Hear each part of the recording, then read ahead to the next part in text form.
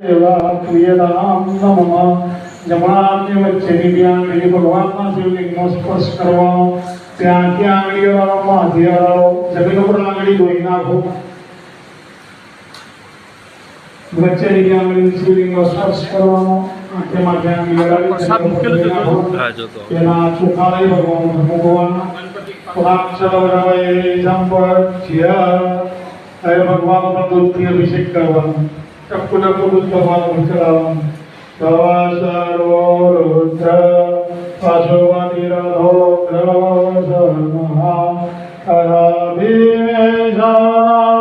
વિધિરવિધાનાષ્ટકમિદં તમસ્મિन् પ્રત્યેકં પ્રવદૈતદેવस्य નિરતિ ધિયાયસ્मै નામ્ને પ્રણહિતનમસ્યોऽસ્મિ ભૂતે